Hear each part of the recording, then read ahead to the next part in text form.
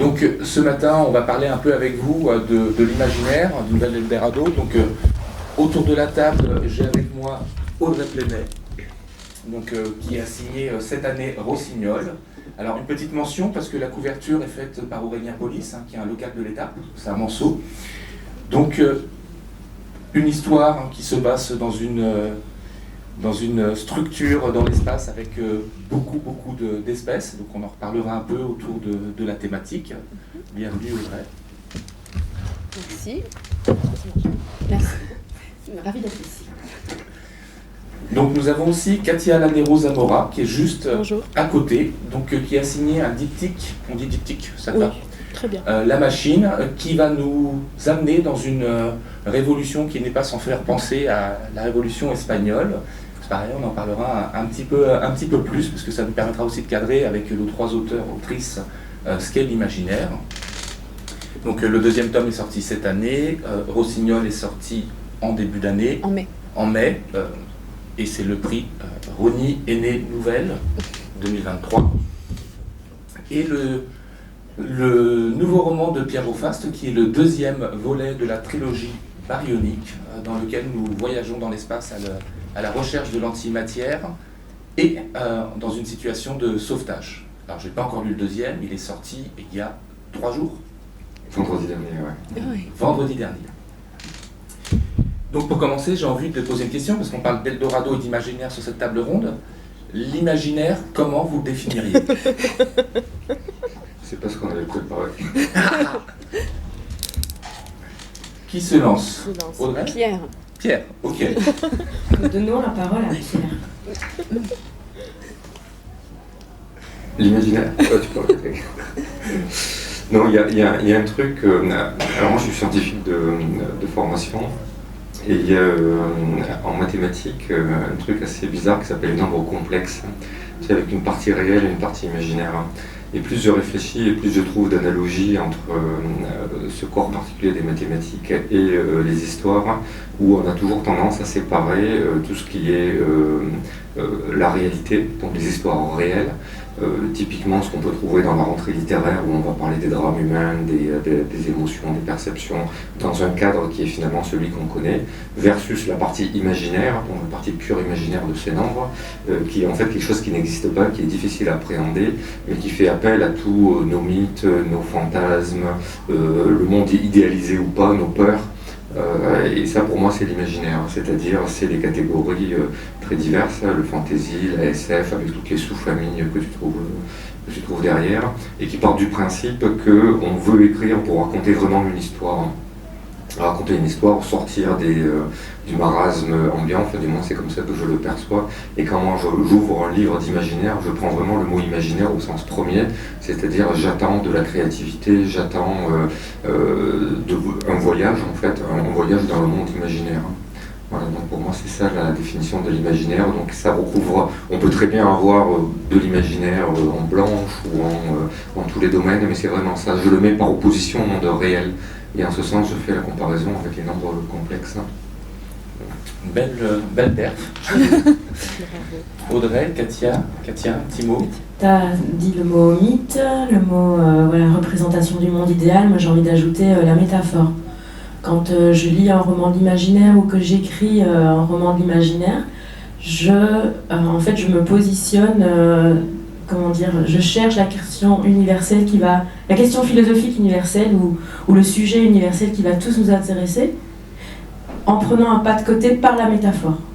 Donc, c'est quoi la symbolique, c'est quoi le choix de l'auteur, de l'autrice, et de nous faire voyager dans tel ou tel genre pour parler d'une question universelle que l'on aurait au bac philo, vous avez 2 heures, et qui va nous attacher justement. La thématique qui est traitée par la métaphore, c'est ça qui me passionne. Audrey, plus ça? Bon. Pareil. Alors moi je suis peut-être plus terre à terre sur mes définitions, parce qu'il y a la définition donc du monde du livre qui classe l'imaginaire en science-fiction, fantasy, fantastique, horreur dans le fantastique. Moi j'ai toujours un peu si on reprend vraiment la définition, je dirais que tout acte d'écriture sur un récit est imaginaire, parce que même en littérature générale, si on prend un personnage et qu'on lui invente une vie, qu'on lui invente un parcours, des épreuves, etc., c'est une création à partir de quelque chose qui n'a pas existé. Ce qui me fait penser, il y avait un film qui s'appelle The Invention of Lying, donc c'est un film assez drôle, assez satirique, qui en fait raconte... Dans un monde où les humains ne peuvent pas mentir, on ne sait pas mentir, on ne peut pas mentir, c'est avec Rick Gervais, c'est extrêmement drôle. Et toute la création littéraire ou les films ne sont que des documentaires historiques. Parce que comme on ne peut pas mentir, on ne peut pas inventer de personnages, on ne peut pas faire de la fiction en fait. Et donc c'est assez... pas pauvre, mais on tourne toujours sur des faits historiques, il faut bien que ça ait été vérifié, parce que personne ne peut mentir et inventer quelque chose. Donc il y a les personnages, qui soient en littérature générale ou en littérature de l'imaginaire, sont imaginaires. Ouais. Après, le monde, le contexte, les intrigues, la science qu'on va mettre autour pour la science-fiction, parce que j'écris que de la science-fiction, là oui, on va partir sur des contextes imaginaires. Mais au final, le personnage est toujours imaginaire. Merci. Et du coup, pour revenir sur les thématiques qu'on avait prévues, parce qu'effectivement, on a préparé un peu la table ronde, j'ai juste mis une petite planche de savon au début. L'Eldorado, si on devait parler d'Eldorado et de vos trois romans, quel est l'Eldorado qui ressort de vos romans? Je vous ai perdu, ça. Oui, non, un peu. Mais Quelle définition d'Eldorado vous donnez et comment vous faites ressortir un peu dans vos différents récits?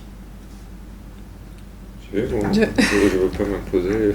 Non, mais je peux commencer pour histoire de changer un peu l'ordre, c'est pas toujours.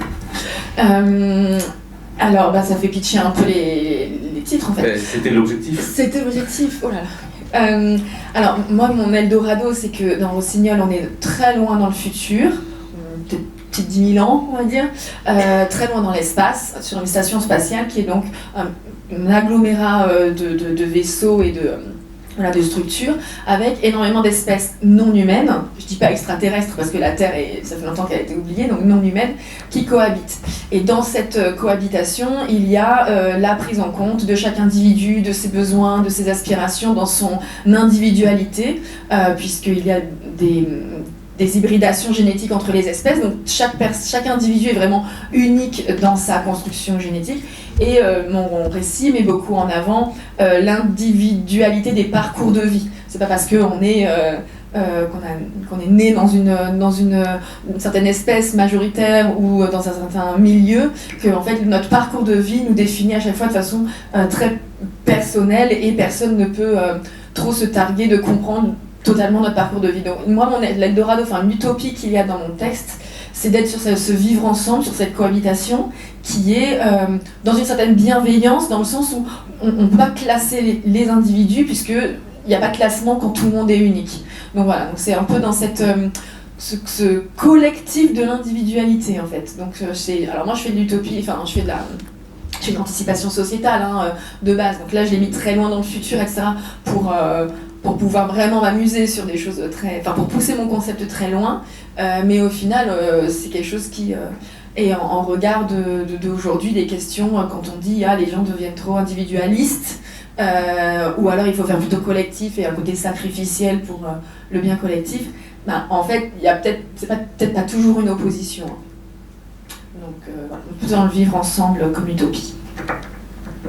Alors, ton utopie à toi? Moi, je vais prendre le mot Eldorado comme une opportunité.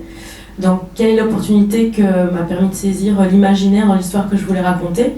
C'est une histoire très personnelle. Moi, je suis d'origine espagnole. J'ai été bercée de récits de la guerre d'Espagne, venant de mes arrière-grands-parents, de mes grands-parents. Mes parents ont continué cette transmission, et donc moi, porteuse de ce bagage très très dense, plein de questionnements, j'ai commencé très tôt à me renseigner à lire des livres, à regarder des films sur la guerre d'Espagne, et je savais qu'à un moment donné, je voulais écrire dessus. Et pendant tout un temps, j'ai essayé de faire vraiment un bouquin de témoignages presque, ou bien de faire objet de littérature de la vie de paysans et de mineurs de mes grands-parents. Je me suis retrouvée vite enchaînée à la véracité, à l'histoire. Je suis quelqu'un de assez paresseuse, donc c'était merveilleux parce que écrire un roman historique, c'était une bonne excuse pour pas écrire. Parce que du coup, je lisais beaucoup de livres, j'ai quand même tapé louche andalouse 1937 pour voir à quoi ça ressemblait. Et là, je me suis dit, sur Google, je perds du temps, je ne suis pas en train d'écrire. Peut-être que si je lâche du lest et je prends plus de liberté, je vais écrire l'histoire que j'ai envie d'écrire. Et donc, l'Eldorado, l'opportunité que l'imaginaire m'a permis de saisir, c'est que j'ai créé un pays qui n'existe pas, mais qui est extrêmement hispanisant. C'est un peu mon Espagne fantasmée, telle que mes grands-parents me l'ont transmise. Je l'ai recréée, donc on est dans une toute jeune république qui a à peine une dizaine d'années, et où il y a un parti plutôt ouvrier, paysan, qui s'appelle La Machine, le parti des ongles sales, qui est en train de prendre de plus en plus d'ampleur. Évidemment, ça fait grincer des dents les plus conservateurs qui commencent à trembler sur leurs acquis. Et je savais que je voulais écrire sur la guerre civile, et après pas mal de tâtonnements, pour voir comment raconter cette histoire au mieux, j'ai pris vraiment guerre civile comme son synonyme guerre fratricide. Je suis allée chercher deux frères qui s'aiment plus que tout au monde. Ils sont très différents l'un de l'autre.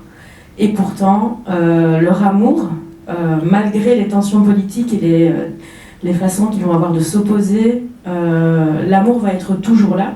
Et on va suivre une guerre civile en suivant un frère d'un côté, un frère de l'autre, en traversant vraiment tout le récit, en se demandant, mais en fait, au final, nos idéaux, à quoi résistent-ils à partir du moment où je peux avoir littéralement mon frère au bout du fusil, quoi. Donc voilà, l'Eldorado que moi, l'opportunité que j'ai eue dans l'imaginaire, c'était de me délester de tout ce devoir de mémoire et en fait de faire des personnages de ma famille des héros fantasmés qui se retrouvent de manière très délibérée dans mes romans. Voilà, c'était un peu long, excusez-moi. Quand on écrit de la science-fiction, finalement, sans savoir, on se pose la question, c'est quoi l'Eldorado ?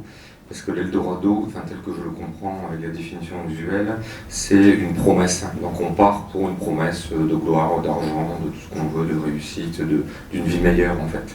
Et dans pas mal de romans de SF, on voit que si c'est de la SF, c'est qu'on quitte la Terre, on quitte le système solaire pour aller vers un ailleurs. Mais alors pour trouver quoi en fait? Pour trouver son Eldorado. On peut se poser la question par exemple, pourquoi les humains avec la NASA envoient des robots sur Mars par exemple, ou pourquoi on envoie des sondes sur la Lune pour explorer en fait qu'est-ce que l'on cherche, quel type d'Eldorado on va trouver. Est-ce que la recherche scientifique, faire avancer le savoir humain, c'est une forme d'Eldorado? Il y a pas mal de récits de science-fiction qui cherchent une exoplanète, parce que la planète Terre est foutue, et donc on veut cet Eldorado qui serait une nouvelle Terre des îles. Et donc c'est une des premières questions que je me suis posée quand j'ai commencé la trilogie baryonique, donc ces 3 livres. Les humains doivent partir dans l'espace, sinon j'écris pas de la science-fiction, j'écris un western ou autre chose. Donc pour quelles raisons doivent-ils partir dans l'espace? Et en fait c'est une question qui n'est pas si simple si on ne veut pas retourner dans une énième dystopie où il faut trouver une exoplanète, planète B, etc. Donc je me suis un peu creusé la tête et en fait j'ai fait de cet Eldorado, donc moi c'est la recherche de l'antimatière. Vous savez qu'au début de l'univers, du Big Bang, il y avait à la fois de la matière et de l'antimatière. L'antimatière, c'est tout simplement des atomes avec des charges électriques inversées. Donc voilà. La théorie de la relativité générale dit, à l'origine de Big Bang, il doit y avoir autant de matière et d'antimatière. Or aujourd'hui, dans le monde dans lequel on vit, il n'y a plus que de la matière. Donc il y a une grande inconnue où est passée l'antimatière. Et donc les humains de la trilogie baryonique vont aller à la recherche de cette antimatière qui a des propriétés physiques qui font que ça leur apportera de la puissance de calcul supplémentaire.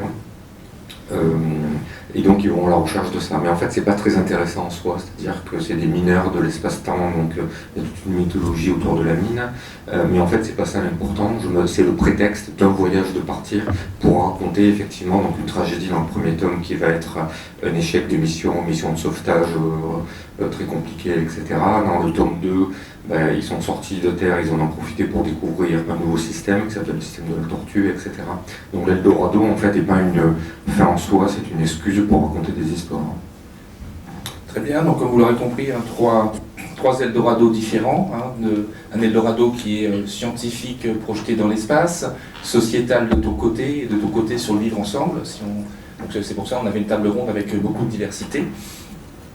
Cet Eldorado, ce levier sur les littératures d'imaginaire, qu'est-ce qu'il apporte de différent par rapport à une littérature dite classique? Qu'est-ce qu'elle permet que vous n'auriez pas pu faire avec un western, comme tu le disais, ou comme avec un roman de fiction classique? Je pense que toute œuvre d'art, œuvre littéraire, moi je travaille dans les séries télé, et je reviens à la métaphore en fait, au pouvoir de la métaphore.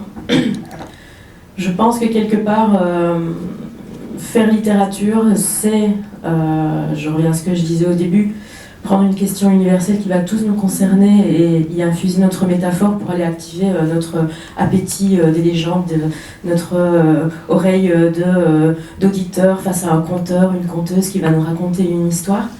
Je pense que la richesse de l'imaginaire, c'est qu'elle est totalement assumée en fait, d'une manière consciente. Il y a des auteurs et des autrices qui savent très très bien ce qu'ils font comme métaphore dans les mondes qu'ils imaginent et dans les mondes qu'ils créent. Que ce soit de la science-fiction, de la fantasy, du fantastique, ou bien de façon inconsciente ou consciente, peu importe, mais il y a ce pouvoir-là de prendre un peu de distance pour apporter de la singularité dans l'universel. Je ne sais pas si vous me suivez ou c'est... Trop tôt, je suis un peu dans les bruits d'hier soir, peut-être toujours, mais c'est la singularité d'une œuvre de l'imaginaire, ça va être la métaphore propre et unique d'un auteur, d'une autrice qui va apporter de la distance par rapport à une histoire qui a peut-être été racontée 10 000 fois, mais pas par cette personne. Donc c'est cette vision-là, moi, qui m'intéresse dans l'imaginaire. Oui, alors de façon plus pragmatique, j'ai écrit 6 romans de Blanche avant d'écrire de la science-fiction, de littérature, et en fait il y a une grosse différence, j'ai pris énormément de plaisir à écrire la science-fiction. Parce que certes, dans la littérature blanche, on invente les personnages, on invente le contexte, on invente les arcs narratifs, tout ce qu'on veut, tout ce qu'on connaît. Mais en science-fiction, on fait tout ça plus l'univers en fait. On va décrire, on se projette dans le temps, on va se projeter dans un lieu et en même temps différent. Et donc il faut imaginer tout un système qui est cohérent. Comment sera le monde dans 200 ans? Dans mon roman, c'est pas dans très longtemps, c'est dans 200 ans, où en seront les progrès technologiques, où en seront les humains, toutes les grandes questions qu'on laisse au XXIe siècle, des règlements climatiques, etc., où on en sera. Et ça, je trouve que c'était vraiment bien, et j'ai passé plusieurs mois avant de commencer à écrire la première ligne à bâtir cet univers en fait. Et c'est quelque chose qui est, je pense, qui est unique en littérature générale. Je n'ai jamais fait ça parce que j'en avais pas besoin. Ça se passait à une époque qu'on connaissait, soit dans le passé, soit contemporain. Et ça, c'est vraiment une richesse extraordinaire du monde de l'imaginaire, de se jouer Dieu en quelque sorte, ou constructeur d'un monde virtuel sur ordinateur, où en fait on fait ce qu'on veut en fait. Et ça, c'est une liberté pour l'auteur et l'autrice qui est vachement jouissive en fait. Alors là, je vais faire la réponse trop facile, mais je suis complètement d'accord avec vous deux à la fois. Mais oui, en fait, je pensais plus rebondir sur le côté de métaphore, mais en fait, ce que dit Pierre s'ajoute également. Pour moi, c'est dans l'imaginaire, il y a une liberté de l'esprit, de pouvoir aller réfléchir autrement à des questions auquel si je devais y réfléchir maintenant, je serais embourbée dans une réalité, dans déjà voilà, tout le passé, tout ce qui a pu être fait, mais vraiment on va pouvoir y penser de façon nouvelle en se libérant un peu de toutes ces contraintes qu'on a. Donc c'est une liberté pour l'écrivaine, c'est une liberté pour le lecteur ou la lectrice. Moi j'adore quand on a des retours de lecture où les lecteurs, lectrices viennent me voir en disant mais en fait, ça parle d'aujourd'hui. Oui, mais ça se passe dans des centaines d'années, mais ça parle d'aujourd'hui. Oui, mais en fait, d'avoir pu, que ce pas de côté de métaphore, on part loin, mais on revient. Le lecteur, il le fait en fait, ce chemin. Moi, je le fais en écrivant, mais quelque part, c'est le lecteur, la lectrice, il le fait. Et en fait, voilà, il dit c'est vrai qu'on la question dans ma novella de l'interculturalité. Aujourd'hui, c'est pas facile d'y réfléchir. Là, je le mets tellement loin, je pousse tellement à l'extrême que ça, voilà, c'est une façon plus libre d'y penser. Et puis après, de toutes ces réflexions, on peut revenir à notre présent et dire maintenant comment je le pousse. C'est un peu ce qui se passe sur tout ce qui est la science-fiction, climato-fiction, enfin tout ce qui est de question de l'environnement aussi. On va pousser très loin les concepts de solutions, de catastrophes climatiques et de solutions, et après ça ramène à aujourd'hui comment on agit. Donc voilà, c'est une liberté de l'esprit dans cette métaphore. D'accord. Et alors vous avez constaté depuis quelques minutes, on parle de Blanche, on parle de littérature d'imaginaire, comme s'il y avait un fossé entre les deux. Pourtant aujourd'hui on a quand même énormément de romans dites de Blanche, on peut citer Hervé Le Tellier, Prix Goncourt, Laurent Godet. Cette année, on a quelques titres. Donc Panorama de Lilia Hassen, Combien de lunes de Laura El Maki, etc., qui sont nommés au Grand Prix classique, on dira. Donc, est-ce qu'il y a vraiment une frontière entre ces deux littératures ? Alors, juste... C'est presque la question qu'on avait vue. Ouais. Juste, je sais pas si je clarifie juste, mais tu vas peut-être me corriger parce que je suis moins versée en histoire de l'édition. Mais on parle de Blanche parce que c'était les couvertures Gallimard blanches, à l'opposition au polar qui était en couverture noire, donc on dit la noire. Et c'est pour ça qu'on dit la blanche, mais c'est la générale en fait. Le polar est aussi sorti de la blanche, et puis l'imaginaire, nous on n'a pas de couverture particulière. On a tout le reste. On a tout le reste. Voilà, mais c'est rigolo parce que quand je parle de blanche, les gens me disent pourquoi tu parles de blanche? Littérature générale, ça veut dire non polar. Et en fait, ça vient des couleurs des couvertures. Je ne réponds pas du tout à la question. J'allais dire, tu commences ou pas? Non, s'il te plaît, commence. C'était le petit aparté. Ma compréhension, alors moi quand j'ai découvert le monde de l'édition en fait, j'ai découvert au-delà des aspects littéraires, en fait c'était une entreprise comme les autres, en fait un domaine mercantile comme les autres, et en fait cette segmentation répond plus à une segmentation des lecteurs et du marché, de même que dans les voitures, tu vas avoir les berlines, les familiales, les sportives, les mini, etc. Enfin moi je le vois comme ça, et quand on discute avec les libraires, qui sont très embêtés aujourd'hui de me placer dans les rayons, parce qu'avant j'étais en blanche, littérature française, maintenant en science-fiction, etc. Et c'est avant tout un problème de visibilité et de compréhension du lectorat. Le lectorat arrive dans un magasin, il dit je veux un polar. Si le polar est mélangé au milieu de toute la littérature générale ou autre, ça marche pas. Donc pour moi c'est une segmentation, mais tu as raison, c'est pas intrinsèque au récit que tu veux raconter. Hein. Moi j'ai lu l'excellent Ishiguro Clara et le soleil, qui parle d'une forme d'intelligence artificielle. C'est de la littérature parce que ça renvoie, comme tu disais, à des questions fondamentales, universelles, sur l'IA ou pas, qui sont de la littérature, mais qui sont aussi des faits de société de hier, d'aujourd'hui et de demain. Hein. Je pense que, oui, clairement, il y a un fossé. Après, je pense que les étiquettes et les genres, déjà nous, quand on pitch nos propres romans, on doit essayer de capter dans quoi on est pour pouvoir... Je reviens toujours à l'idée que c'est une façon de pouvoir expliquer au lecteur ce qu'il va pouvoir vivre comme émotion quand il va lire le bouquin. On ne va pas pitcher un bouquin d'horreur, il ne va pas provoquer les mêmes émotions que de la romance. On a en face de nous des personnes pour lesquelles on écrit, qu'on espère toucher. Donc il faut bien s'inscrire dans une arborescence qui va leur permettre à la fois de retrouver ce qu'ils cherchent, le genre d'émotions qu'ils cherchent à trouver ou bien qui vont les surprendre, tout en ayant cette singularité qui va nous démarquer. Après, je pense qu'il y a les étiquettes marketing, mais il y a quelque chose... Enfin, moi, je suis de Belgique, je suis de Liège. J'ai fait un master en littérature romane, puis un master en édition, sur tout mon cursus de lettres modernes, espagnol et française francophone. Bon, déjà, la littérature belge, c'est un cours de 30 heures qui dure 6 mois, donc, alors qu'on est en Belgique francophone, mais soit. C'est déjà dire l'aplomb qu'a l'histoire de la littérature française, même chez nous, belges francophones. Et d'une autre part, il y a un cours de paralittérature où en fait on va voir le roman policier, la romance, la fantasy, et encore à mon époque ça n'existait pas la fantasy, on voyait que le fantastique classique. Et tous ces genres vont être, ça va être un index en fait, on va avoir un catalogue de présentation. J'ai été amenée à donner ce cours et j'ai milité pour qu'il s'appelle littérature de genre.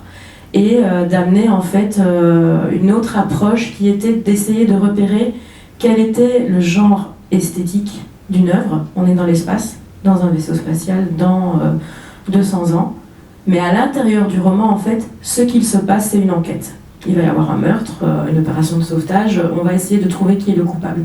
Et de faire la différence, en fait, c'était des futurs libraires que j'avais en cours, pour qu'ils puissent trouver, ah mais cette personne-là, elle adore les sagas familiales, elle est passionnée d'histoire, elle a lu tous les trucs sur, je sais pas moi, des sagas sur des papes ou sur des rois, etc. Mais peut-être qu'en fait elle va aimer Game of Thrones. Je prends Game of Thrones parce que comme ça parle à tout le monde, mais et d'essayer d'aller trouver en fait chez les gens, mais j'adore le polar. Ah mais si ça se trouve vous allez adorer ce roman qui a l'air d'un roman fantastique parce que l'esthétique est gothique, mais à l'intérieur il y a une super enquête quoi.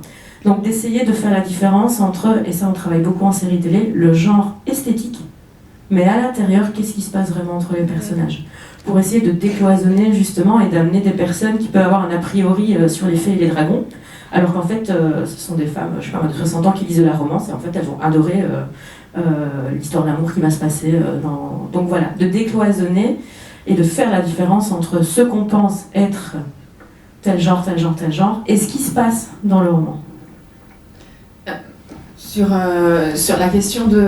on voit arriver des auteurs de Blanche qui écrivent des titres de l'imaginaire et voilà, on dit c'est un peu une tendance récente, etc.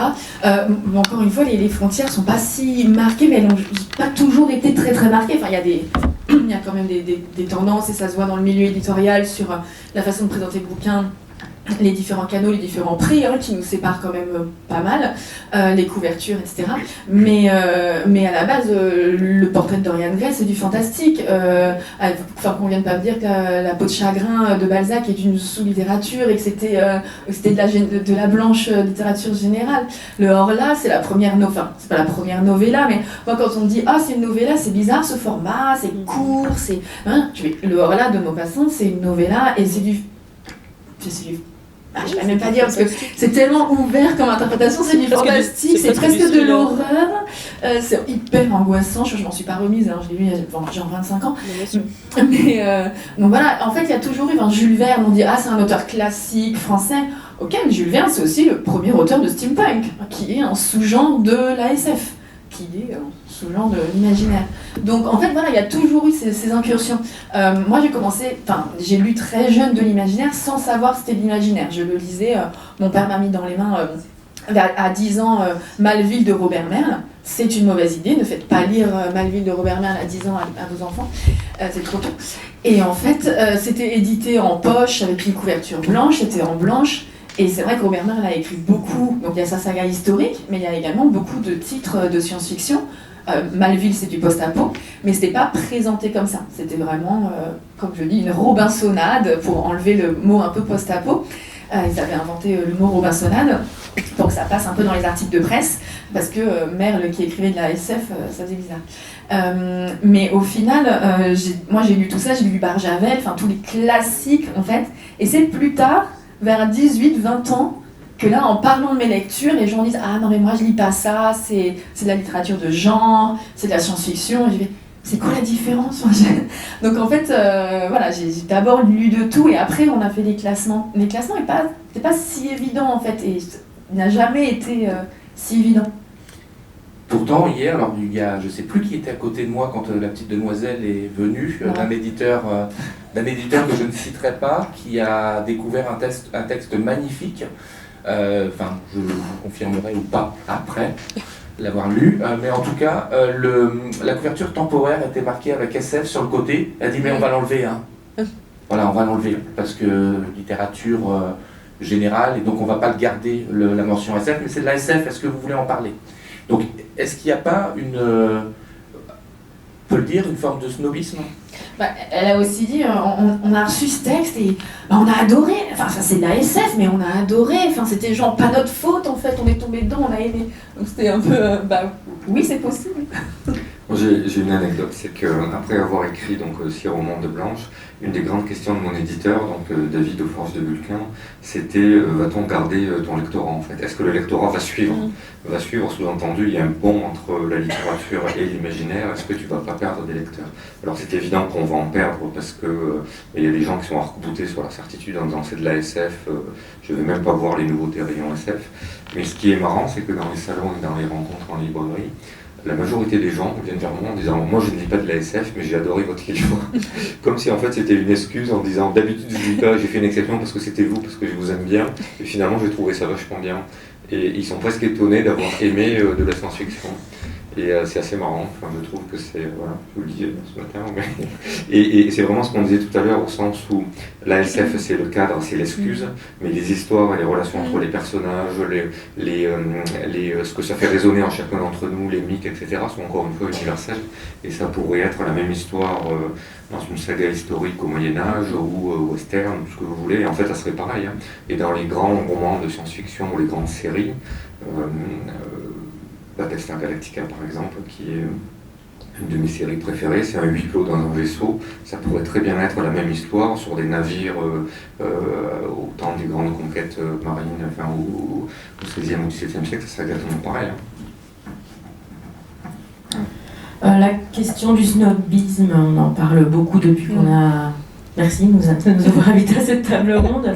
Elle me met très mal à l'aise en fait.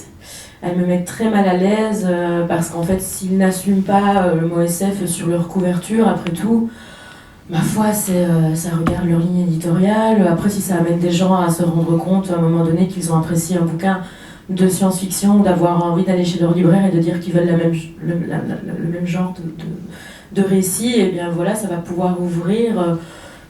Voilà, ça me met mal à l'aise comme question, le snobisme de la Blanche sur l'imaginaire, à partir du moment où les gens lisent. Moi, on m'avait tellement vendu La Route de Cormac McCarthy, et à raison, que quand j'ai lu ce bouquin, il y a déjà bien 10 ans, un peu plus, je crois, et que j'ai découvert que c'était du post-apo, mais qu'il était écrit nulle part, mais c'est pas grave en fait, tellement ça avait rayonné. Je ne sais pas après comment ça ruisselle vers d'autres romans, dans d'autres maisons d'édition qui sont spécialisées en imaginaire. Ça, je ne sais pas si les lecteurs et les lectrices font le pas d'aller voir dans le même genre des romans dans des maisons d'édition qui soutiennent et qui revendiquent le genre depuis des dizaines d'années, quoi. C'est rigolo que tu dises le mot ruissellement, parce que c'est un mot qu'on a beaucoup entendu. Ah, mais il paraît qu'en France, c'est hyper mal connoté, non? Alors moi, je l'ai entendu ruissellement énormément quand il y a eu le Goncourt pour l'anomalie de Hervé Le Tellier. Tout le monde dans le milieu s'est dit, on a été divisé, franchement, ça a fait des papotages, mais il y avait la question de est-ce que ça va ruisseler vers toute la production SF, imaginaire, vers les éditeurs imaginaires, en fait, parce que c'est quand même un livre d'imaginaire qui a eu le Goncourt, et on va voir ce ruissellement. J'ai découvert le mot ruissellement. Alors, je ne sais pas si ça s'est fait, parce qu'au final, on n'est pas allé... il n'y a pas d'études qui ont tracé ça, puis c'est hyper difficile de voir pourquoi les gens, 2 semaines après, retournent dans une librairie et choisissent un autre bouquin. Il faudrait un peu du traçage de consommateur, c'est bof. Mais voilà, c'était le moment, c'était l'attente. Dire, il y a un livre d'imaginaire qui a eu le Goncourt, c'est bon, on va devenir incroyablement riche. Eldorado, encore une fois, voilà, on va vendre des bouquins par palette entière. La SF va retrouver une place dans la mise en place marketing dans les librairies, etc. Parce que Goncourt. Bon, après, je ne sais pas si ça a fait cet effet-là. Je vais quand même rebondir sur l'anecdote d'hier soir.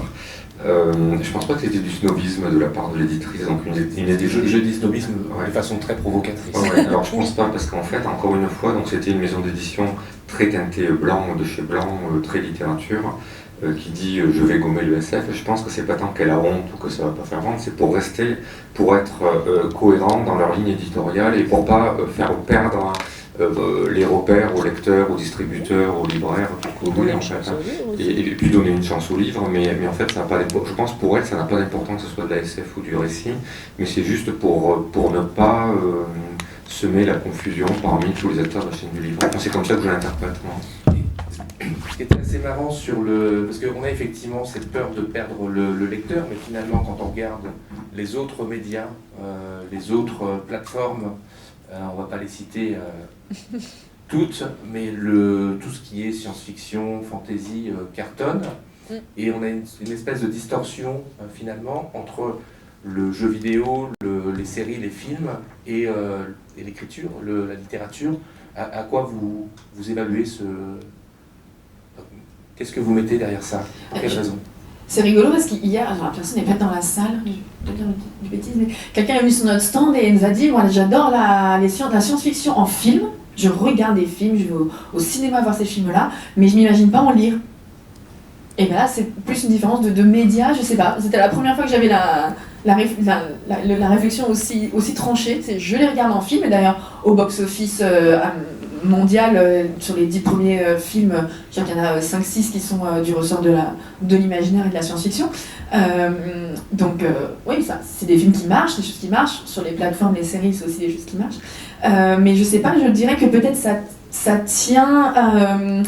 peut-être une habitude en fait pas d'idéation mais d'imagination, de se projeter. C'est des choses peut-être qui sont pas évidentes tout de suite sur une forme écrite. Il y a un plus gros effort. Enfin, en tout cas, ma novella c'est assez complexe, c'est assez dense et on est très rapidement projeté dans le récit. Je tiens pas le lecteur par la main, hein, je balance tout de suite là-dedans. Donc c'est pas évident et voilà, sur une forme visuelle, c'est peut-être plus abordable. Et il y a également les BD. Les BD dans l'imaginaire ont toujours eu une très très grande place et marchent énormément.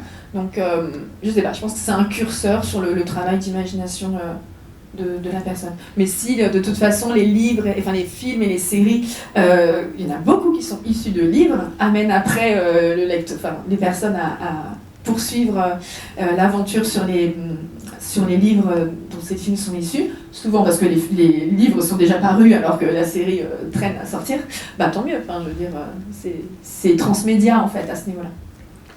Moi j'ai l'impression, alors si je prends mon petit cas personnel, que c'est une histoire de coût pour entrer dans l'œuvre en fait. Si tu lis Tolkien, c'est abominable, je veux dire, tu passes toute la généalogie depuis 10 générations, c'est illisible, moi je ne suis jamais arrivé au bout du truc, pareil pour Dune, je trouve que c'est très compliqué, il y a des noms incompréhensibles, il y a un monde en fait qu'il faut prendre le temps de construire et de comprendre. Versus des films où en fait c'est pré-mâché, où cet imaginaire-là il est directement accessible puisqu'il vient, et c'est la grosse différence. Et moi je me suis rendu compte que je ne consommais pas de la même façon les livres et les films. Les livres, j'ai envie de me divertir, mais aussi d'apprendre quelque chose qui soit quand même intéressant. Alors que les films, je les consomme vraiment en tant que blockbuster et j'adore ça. Et les films dits intellectuels, ça m'emmerde abominablement. Et c'est l'inverse en fait. Alors que les livres dits blockbuster, ça m'emmerde. Et je cherche un peu plus de réflexion dans les livres. Donc pour moi, c'est vraiment deux choses complémentaires mais très différentes. Moi, je vais plutôt aller sur les séries télé. Travaillant pour la RTBF, donc au pôle fiction, je suis conseillère littéraire. Ça veut dire que j'accompagne les équipes de scénaristes qui écrivent des scénarios pour la RTBF et j'écris des séries moi-même. Il y a vraiment une histoire de public. C'est-à-dire que nous, on est entre gens, à mon avis, si vous étiez la RTBF, je vous mettrais dans affinitaire, c'est-à-dire des personnes qui vont aimer regarder une série pour se divertir, mais surtout pour réfléchir, pour en parler après avec nos amis, pour être fidèle à la 2e saison, pour être attaché. Mais il y a aussi, il ne faut pas oublier, une grande partie du public qui est ce qu'on appelle la RTBF le nous, c'est-à-dire des divertissements qui sont familiaux, qui réunissent la famille devant la télévision. Et on va faire une très forte séparation entre la télévision de flux qui continue à exister, des personnes qui regardent la télévision, ils allument et ils regardent la télévision, et de l'autre côté, des publics qui vont regarder des séries sur des plateformes ou des programmes sur des plateformes, donc qui, eux, vont choisir ce qu'ils vont regarder. Les séries de genre sont très demandées, mais plutôt pour le public affinitaire. Des séries de genre plutôt familiales, romantiques, mais surtout le polar, le murder mystery, va être quelque chose qui est très très demandé pour le public qui va être la télévision de flux, c'est-à-dire un rendez-vous régulier, surtout du bouclé par exemple. On sait ce qu'on va regarder, c'est le rendez-vous. En fait, on est tous un peu tout. Hein. On est tous un peu tout. Parfois, on a envie de regarder plutôt les experts, je date un peu, mais les experts. Et puis parfois, on va avoir envie de regarder Hot Skulls, qui va nous prendre la tête sur Netflix. Oups, je l'ai dit. Mais donc, je pense qu'il y a un biais quand même où on a l'impression qu'il y a de plus en plus de littérature, d'adaptation. Alors oui, ça fonctionne. Ça fait des vues incroyables avec des budgets de malades. Ça pèse énormément, mais il reste quand même un public qui est attaché à des choses qui sont plus familiales. C'est vraiment le terme qu'on utilise. Tout le monde est réuni devant la famille. Les séries de genre, tu parlais des adaptations, qui ne sont pas basées sur des livres, sont beaucoup plus difficiles à écrire. Ouais. Parce que le livre permet d'avoir déjà une bible qui existe, en fait, de toute la saison. Au final, le travail scénaristique, ça va vraiment être de transformer le bouquin en série. C'est un travail absolument passionnant, vraiment. Je fais aussi partie du comité d'animation et je vous révèle un truc. En novembre, au jury, on a reçu 11 dossiers de demandes d'adaptation, à la fois des films et des séries pour la jeunesse, mais aussi animation pour adultes. Sur les 11, il y en avait 9 qui étaient de la fantasy. Voilà. Et sur les 9, je crois qu'il y en avait 7 ou 8 qui étaient des options qui étaient prises sur des œuvres existantes. Donc, je vais dire que les choses percolent, ça commence à vraiment être un marché juteux, donc forcément, les médias mainstream s'en emparent. Mais la question, c'est toujours, est-ce qu'après le public retourne voir autre chose, va voir, va lire, ça, voilà, c'est le ping-pong, je ne sais pas s'il y a le retour en face, quoi. Tu voulais ajouter quelque chose? Non, je hochais la tête de... D'accord, tu hochais la tête de confirmation. Avant de prendre quelques questions dans notre public, pour votre banquier, l'imaginaire, c'est un Eldorado? Alors ça... Pour mon banquier, l'écriture, c'est pas l'Eldorado tout court. Juste l'écriture. Alors moi, c'est encore pire, je dirais pas de qui, mais j'ai quelqu'un dans mon entourage qui, à un moment, a lu Rossignol et m'a dit « Mais pourquoi tu n'as pas écrit quelque chose de plus abordable pour des lecteurs et des lectrices de littérature générale qui l'auraient lu et donc t'en aurais vendu plus ?» J'étais là, c'est pas moi, mon écriture, le message, ce que je voulais utiliser comme contexte. Je voulais aller loin, je voulais avoir des extraterrestres, à un moment, voilà. Je voulais avoir de la télépathie, je voulais avoir des extraterrestres télépathes à tentacules, voilà, je voulais aller là. Mais la question c'était, mais pourquoi en faisant ces choix-là, tu t'es mis si loin d'un marché plus large que la niche de l'imaginaire, la sous-niche de la science-fiction, parce qu'en imaginaire, il y a plein de gens qui viennent me voir en disant « Moi, je dis que de la fantaisie, j'aime pas la science-fiction. » Il y a aussi des affinités dans les sous-genres. Et voilà, c'était « Mais pourquoi t'as pas cherché à faire quelque chose qui allait mieux se vendre ?» Bon, dans ce cas-là, je faisais la saga des 7 sœurs dans l'espace, ou je faisais 50 nuances degrés en post-apo, ou quelque chose... Tu tiens un truc. Je tiens un truc, je sens. Je le sens. Mais voilà, donc on peut avoir c'est une réflexion, ce n'était pas mon banquier qui, lui, de toute façon, a laissé tomber depuis longtemps. Mais voilà. Pour les plus anciens, je vais citer Fernand Reynaud. La SF, ça lui payait, mais ça paye plus. La légende raconte dans les années 90, ils en vendaient, ou dans les années 70, 80, 90, ils en vendaient des charrettes entières. Mais oui, c'est plus le cas aujourd'hui. Merci. Est-ce que certaines ont des questions, des remarques, des petits points qu'ils veulent discuter? Non? Ils sont encore là. Ils réfléchissent à leurs questions. Ils réfléchissent Ça à va leurs prendre questions. un peu de temps. Vous auriez un mot de conclusion, vous, sur... Je tiens quand même à dire que dans l'autre sens, moi j'ai publié La Machine chez ActuSF, et dans l'autre sens, on me dit que c'est pas assez imaginaire. Donc ça va dans les deux sens. C'est vrai. Dans votre sens, c'est-à-dire C'est-à-dire qu'on me dit où sont les dragons, où est la magie, tu inventes un pays qui n'existe pas, et puis en fait, pratico-pratiquement, c'est l'Espagne fantasmée, ok d'accord, mais où est la métaphore vraiment fantasy? Du coup, je réponds, il faut bien trouver une étiquette que j'ai un peu fait ce que beaucoup d'auteurs sud-américains ont fait en inventant un village, Macondo, qui n'existe pas, et puis pour y placer des histoires, voilà.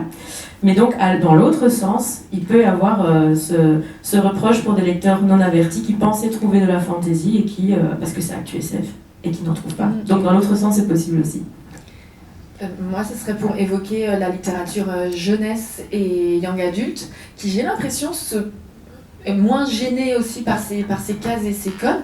Le young adulte a fait un bond il y a une dizaine, quinzaine d'années, quand il y a eu les Hunger Games, quand il y a eu les Divergentes, qui ont fait aussi des films, qui ont amené aussi, voilà, tout à coup on s'est dit, dans la dystopie adolescente, c'était quand même grosse réflexion politique et sur la société, notamment la politique des jeux avec Hunger Games, etc. Ça a beaucoup démocratisé, mais voilà, c'est moins cloisonné peut-être, et au niveau de la jeunesse, ça va lire autant un polar jeunesse, une enquête, un truc sur la mythologie ou l'archéologie. La mythologie, c'est complètement l'imaginaire, mais on le classe pas pareil. L'Iliade et l'Odyssée, c'est complètement l'imaginaire, mais on le classe pas pareil. Ou de la SF, voilà. J'ai l'impression qu'au niveau de la jeunesse, c'est moins cloisonné, donc peut-être que ce lectorat-là, en grandissant, je vais pas dire, ils vont passer à la littérature adulte, mais en grandissant, apportera avec eux, peut-être, et elles, cette plus grande hétérogénéité de lecture. Voilà. Et même, je crois que dans les établissements scolaires, il y a également des choix par les professeurs de faire lire Pullman, enfin, toutes ces littératures jeunesse qui est très fantaisie, qui est très fantastique, qui a plusieurs tomes. Mais voilà, moi, je suis assez curieuse de ce que ça donnera, en fait, ce cloisonnement que nous, on tient et on analyse et on en parle beaucoup, mais en fait, si ça se trouve, dans une dizaine d'années, le lectorat sera beaucoup moins sur ces cloisonnements. Le mot de la fin, un grand merci d'être venu ce matin, 10h, un dimanche, c'est vrai que c'est quand même bien. Donc, merci à vous. Merci. Merci beaucoup.